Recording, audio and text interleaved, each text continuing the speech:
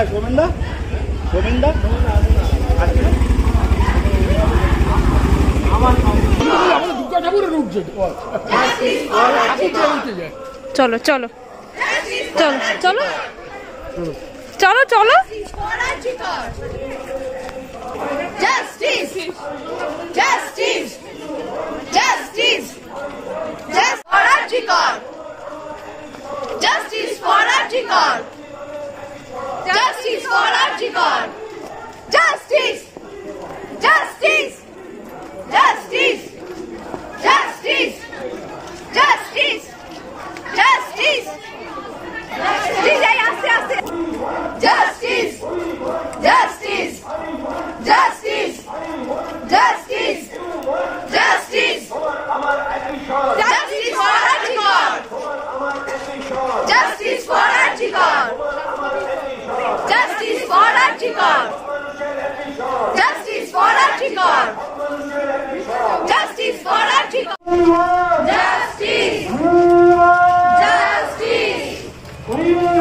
Justice for Archikor! Justice for Archikor! Justice for Archikor! Justice for Archikor! Justice! Justice! Justice! Justice! Justice for Archikor! Justice! Justice! Justice! For Archikor! Justice for Archikor! Justice for Archikor! Justice for Archikor!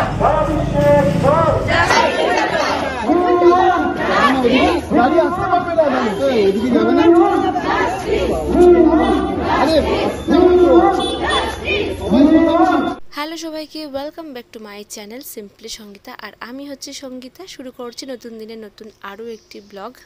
আর ব্লগের শুরুতেই তোমরা দেখলে আমি আর পড়ি মিছিলে বেরিয়েছি justice, we want justice বলতে বলতে। তো আমার এই ছোটো মেয়েও কিন্তু 3-4 বার মুখ দিয়ে বেরিয়ে গেছে জাস্টিস। আমি চেষ্টা করছিলাম, আপ্রাণ চেষ্টা করছিলাম যে ওর কথাটা যদি নেওয়া যায়, কিন্তু এত লাউডের মধ্যে কখনোই ওরটা আমি আর তুলতেই পারিনি। মানে যখন বলছে তখন আমি ক্যাপচার করতে পারিনি। তো আসলে বেশ কিছুদিন আগে আমাদের পাড়ার কিছু কাকিমা বলে গেল যে এরকম সানডেতে কমিউনিটি সেন্টার থেকে 7টা থেকে মিছিল বেরোবে, তোমরা কিন্তু থেকো। তো ব্যাস আমার তো ভীষণ ইচ্ছা ছিল এই যে একটু মিছিলে যাব। তো আমাদের বাড়ির সামনে দিয়ে যাচ্ছিলো, আমরা অ্যাড হয়ে গেছিলাম। তোমরা জানোই যে আমার ছোট ছানা, তো ওকে টাইমে ঘুম থেকে তুলে খাবার টাবার খাইয়ে রেডি করে বেরিয়ে ওকে নিয়ে মিছিলে অ্যাড হওয়াটা খুব একটা বিরক্তের কাজ নয়। তবে আমাদের বেরোতে বেরোতে প্রায় 7:30 থেকে 7:45 বেজেই গেছিলো। তো আমাদের বাড়ির সামনে দিয়ে মিছিলটা যাচ্ছিলো বলে আমরা অ্যাড হতে পেরেছি, মানে যোগদান দিতে পেরেছি। আসলে যে কোনো সানডেতে টুকটাক এদিক ওদিক বেরোনোর থাকেই। তো এই সানডেতে পরীর জন্য জন্মদিনের গিফট কিনতে মাসিয়ার তরফ থেকে। এছাড়াও মাসিয়া বলল যে এবছর আমি পুজোতে কারোর জন্যই কিছু কিনছি না। তো পরীকে, আমাকে, পিকু আর বৌদিকে টাকা দিয়ে দিয়েছে। আমাকে বলল যে তোর বৌদি কি কিনবে, তো তুই একটু দেখে নিস, কুর্তি কিনবে না শাড়ি কিনবে, আর পিকুর জন্য ভালো কিছু একটা শার্ট হোক পাঞ্জাবি হোক নিস, আর পরীর জন্য পছন্দ মতন নিবি। তো তাই সেই জন্যই আর কি বেরিয়েছিলাম আমরা। আর আমাদের একটু মিছিলেও যাওয়ার ছিল, তো সেটা আমি ভাবলাম মনে হয় না আর পারবো বলে, কিন্তু যেহেতু আমাদের বাড়ির সামনে দিয়ে মিছিলটা আর কি যাচ্ছিল, তো আমরা তাই আর কি সুন্দরভাবে একটু মিছিলেও আমরা ছিলাম। দিয়ে ছোটো মানুষ তো ওকে নিয়ে কতটা আর হাঁটবো, তাই মোটামুটি অনেকটা হাঁটার পর ওকে নিয়ে আমি হাঁটছিলাম। তারপরে মাঝ রাস্তায় আমরা ওখান থেকে বেরিয়ে শপিংয়ে চলে যাই। তো এখন ওই শপিংয়েই এসেছি পরীর জন্য আর কি জিন্সের প্যান্ট দেখছি। তো ও ছোটো মানুষ, ওর জন্য জিন্সের প্যান্ট টপ এসব দেখছি। আর পিকুর জন্য পাঞ্জাবি আর পাজামা দেখছি, কারণ আমি নিজে ওর জন্য জিন্স কিনেছি, শার্ট কিনেছি, তো আবার জিন্স কিনবো, তাই ভাবলাম যে এবারে সেট কিনি, তাহলে বেশ অন্যরকম দুরকম হবে আর কি। তো তাই এখানে আর কি ওই ট্রায়াল রুমে পরীকে পরিয়ে দেখছি। জিন্সটা আমার একটু ভয় লাগছে কোন সাইজটা ওর হবে বা আমার পরাতে সুবিধা হচ্ছে কিনা, আমি একটু তাই পরিয়ে দেখছিলাম এখানে। দেখো দেখো দেখো কেমন হয়েছে, দেখো জামাটা কিরকম হয়েছে। কি জানো তুমি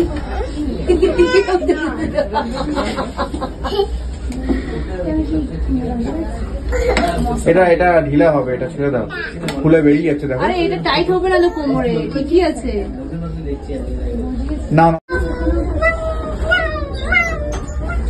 একটু দেতি দেখো দেখো দেখি মাম্মা, একটু দেতি। দেখি মামা।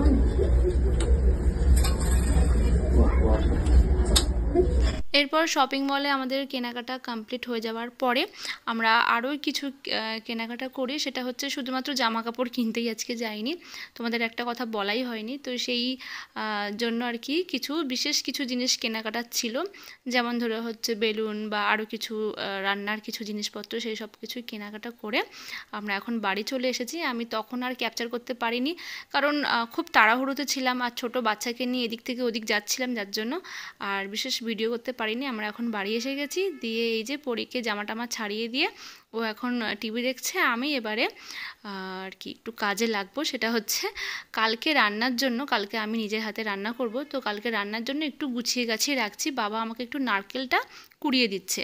তো এই যে এখানে সমস্ত কিছু সবজি টবজি রয়েছে, এগুলোকে ধুয়ে টুয়ে একটু কেটে কুটে একদম অ্যারেঞ্জ করে রাখবো, যাতে কিনা আমার সুবিধা হয়। এখানে ভেটকি মাছ রয়েছে, একটু চিকেন রয়েছে, তো এইগুলো সমস্ত কিছু ম্যারিনেট করে আমি 70% কাজ আর কি এগিয়ে রাখবো। কালকে হচ্ছে পরীর আসল জন্মদিন। আসল মানে আসলেই ওর 11ই সেপ্টেম্বরে ওর জন্মদিন, কিন্তু একটু বড় করে পালন করা হবে 15ই সেপ্টেম্বরে রবিবারে। তো ওর বুধবারে জন্মদিনটা পড়েছে, যার জন্য আর কি আজকে তাড়াতাড়ি ভরি আর কি কেনাকাটা করে আমরা চলে এলাম। করব আজকে মেনুতে রয়েছে, মানে কালকের মেনুতে আর কি আজ রয়েছে ভেটকি মাছের পাতুরি। তো ভেটকি মাছের পাতুরির জন্য এখানে দেখো সমস্ত কিছু আমি অ্যারেঞ্জ করে নিয়েছি।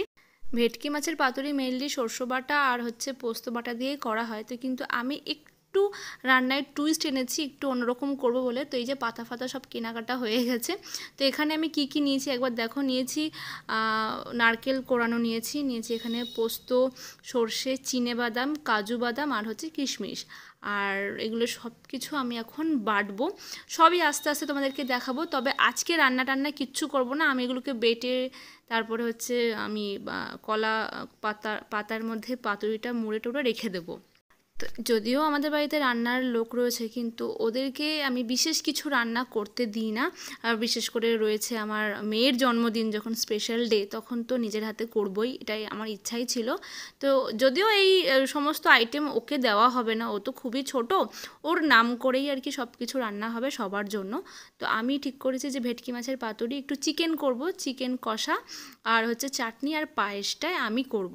বাদবাকি 5 রকমের ভাজা, শুক্তো, ডাল আর ভাত করবে রান্নার মাসি করবে, কালকে করবে সেগুলো। তো আমি এগুলোকে না একটু গুছিয়ে রাখছি, তার কারণ হচ্ছে আমি সকাল 7টার সময় আসবো রান্না করতে। তো এতগুলো রান্না একসাথে গুছিয়ে টুছিয়ে করতে করতে আমার বেজে যাবে বেলা 1টা কি 2টো বেজে যাবে। তার মধ্যে মেয়েকে তুলে খাইয়ে স্নান করানো সবই রয়েছে। তো ওই জন্য আমি কি করেছি যে ও তো ঘুম থেকে ওঠে 9টার সময়, তো 7টার সময় উঠে যদি আমি 4টে রান্না করে ফেলতে পারি 9টার মধ্যে, তাহলে আমি তাড়াতাড়ি করে উপরে চলে যাব, তারপর ওকে আমি সময় দিতে পারবো। ওই জন্য রাত্রেবেলাতেই শুরু করে দিয়েছি। সরষে, পোস্ত আর বাদামগুলো সবই আমি ওই গ্রাইন্ডার বোলের মধ্যেই ভিজিয়ে রেখেছি, আলাদা কোনো বাটিতে ভিজিয়ে রাখিনি, কারণ তুলে রাখতে আবার সমস্যা হয়, পোস্ত লেগে যায় চতুর্দিকে। তো ওর মধ্যেই জল দিয়ে ভিজিয়ে রেখেছি। আর এদিকে ভেটকি মাছটাকে ভালো করে ধুয়ে, এটা ফ্রিজে ছিল, তো ঠান্ডাটা কাটিয়ে আর কি মাছগুলোকে বার করে এর মধ্যে আমি একটু লেবুর রস আর নুন হলুদটা মাখিয়ে রাখলাম। এই কারণ হচ্ছে যে ভেটকি মাছের নিজস্ব একটা আঁশটানি গন্ধ থাকে, নুন আর লেবু দিলে কেটে যায়, তো এটাকেও একটুখানি রেখে দিতে হবে। এবারে আমি একটা ভাজা করব, সেটা হচ্ছে ধনেপাতার বড়া করব, খুব টেস্টি খেতে হয় এটা। তো এটাকেও আমি কেটে কুটে বেটে রাখবো, কারণ এতগুলো কাজ আমি সকালে যদি করতে না পারি হ্যাপাজার্ট হয়ে যায়, ওই জন্য আমি করে রাখছি। কিছুই না, আমি ধনেপাতাটাকে ভালো করে ধুয়ে নিয়েছি, প্রচুর আর কি মাটি ছিল, তো ওইগুলোকে ভালো করে ধুয়ে কুচিয়ে কেটে নিলাম। ওর মধ্যে পেঁয়াজ কুচি, লঙ্কা কুচি দিয়ে দিলাম।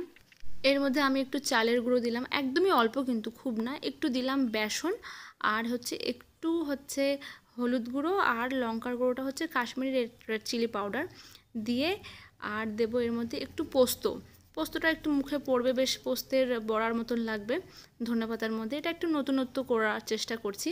আর দিচ্ছি একটু স্বাদ মতন নুন, একটু জল ছিটিয়ে এবার ভালো করে এটাকে মাখবো তাহলেই দেখবো যে একদম নরম হয়ে গেছে। তো এই অবস্থায় এটা রেডি করে আমি ফ্রিজে রেখে দেবো, আর কিছু করবো না এটাকে।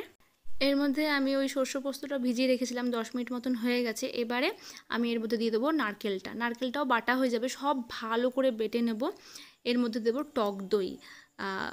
ভেটকি মাছের পাতুরির টেস্টটা একদম আমি অন্যরকম করার জন্য এখানে আমি একদম নতুন নতুন জিনিস দিলাম, কারণ চিনি টিনি আমি একদমই ইউজ করব না বলেই রেখেছি যে মিষ্টির জায়গায় আমি দেব হচ্ছে নারকেল দিলাম। এখানে বেশ কয়েকটা ঝাল ঝাল কাঁচা লঙ্কা দিয়ে সব বাটা আমি এর মধ্যে মাখিয়ে দিলাম। মাখিয়ে এবার আমি বেশ কিছুক্ষণ রেখে দেবো যাতে কিনা মশলাগুলো ভালো মতন ভেতরে ঢুকে যায়। তার মধ্যে এখানে আরেকটু আমি হলুদ গুঁড়ো দিয়েছি, আর সামান্য একটু স্বাদ মতন নুন দিয়েছি, কারণ হচ্ছে আগে আমি নুন দিয়েই ছিলাম। আর উপর থেকে কাঁচা তেল আমি একটুখানি দিয়ে দিলাম, দিয়ে আবার একটু ভালো করে মাখিয়ে এবারে আমি রেখে দেবো। রেখে দেওয়ার পরে আস্তে আস্তে আমি বাকি কাজগুলো সেরে নেবো। বাকি কাজ বলতে চিকেনটাকেও আমি ম্যারিনেট করে দিয়েছি, এখানে আদা রসুন পেস্ট সব কিছু মাখিয়ে টাখিয়ে আমি রেখে দিলাম। এবারে মেন কাজে আসি, সেটা হচ্ছে কলা পাতাটাকে ভালো করে সেঁকে নেব। আগে ধুয়ে নিয়েছি খুব ভালো করে, কলা পাতাটাকে ধুয়ে নিয়েছি জল দিয়ে। দিয়ে এবারে আমি গ্যাসে এরকম সুন্দর করে একটু সেঁকে নিচ্ছি, তাতে কি হবে একটু আর কি মুড়তে সুবিধা হবে। জানোই যে কলা পাতাটাকে যদি একটু গ্যাসে একটু গরম করে নেওয়া যায় খুব সফট হয়ে যায়। তো তাই সেগুলো করে নিচ্ছি, কারণ এই এত সূক্ষ্ম সূক্ষ্ম ছোটো ছোটো কাজ থাকে, সেগুলো না স্পেশাল ডেতে সকাল থেকে শুরু করলেও শেষ হয় না। তাছাড়া একটা সারাটা দিনে অনেকগুলো কাজ থাকে, তো সেইগুলো কখন করব আর এত জোগাড়জান্তি কখন করব, একা হাতে সব কিছু করছি বুঝতেই পারছো। তাই আর কি ঠিক করলাম যে আমি রাত্রেবেলাতেই সব কিছু গুছিয়ে টছিয়ে নিয়ে ফ্রিজে আমি একদম রেখে দেবো, আর সকালবেলা থেকে আমি একদম শুরু করে দেবো রান্নাবান্না। মানে হয় না পরীক্ষার আগে আর কি পড়াশোনা চলছে, আর কি প্রিপারেশন চলছে। আর এবার ভেবো না যে সারাক্ষণ আমি এই সমস্ত কাজই করে গেছি, মানে আমরা মিছিলে গেছি, শপিং করেছি, তারপর রান্নাবান্না জোগাড়যন্ত্র করে মাঝখানে পড়েকে খাইয়েছি, নিজেরা খাওয়া দাওয়া করে মানে রাতের ডিনারটা কমপ্লিট করে আবার এই যে এসে ধরেছি যে লাস্ট কাজ হচ্ছে পাতুরিটা প্যাক করা। পাতুরিটা প্যাক করে নিলে মোটামুটি আমার 70% থেকে 75% কাজ আমার এগিয়ে যাবে। তো এইটা ছিল লাস্ট কাজ। কলা পাতার মধ্যে একটু সর্ষের তেল ছড়িয়ে নিয়ে আর মাছটা দিয়ে একটা কাঁচা লঙ্কা দিয়ে একটু গ্রেভি দিয়ে ভালো করে সুতো দিয়ে মুড়ে দিলে রেডি হয়ে যাবে। তো চলো, এই ছিল আজকের আমার সারাদিনের ব্লগ। জানি না তোমাদের কেমন লাগলো। সকাল থেকে প্রচুর প্রচুর পরিশ্রম গেছে, এবং জানি কালকেও সারাদিন খুব পরিশ্রম যাবে। মিছিলে গেছি, শপিং করেছি, তারপরে এদিকে রান্না জোগাড়যন্ত্র করে মেয়েকে খাইয়ে নিজে খাওয়া দাওয়া করে এবারে রাতে শুতে যাওয়ার পালা। তো জানিও তোমাদের কেমন লাগলো। যদি ভালো লাগে থাকে একটা লাইক করো, কমেন্ট করো, এবং যারা নতুন দেখছো আমার এই চ্যানেলটি তারা কিন্তু সাবস্ক্রাইব করতে ভুলো না। দেখা হচ্ছে কালকে কিভাবে কি রান্না করলাম সবটা শেয়ার করবো। দেখতে থাকো, ভালো লাগবে তোমাদের। টাটা।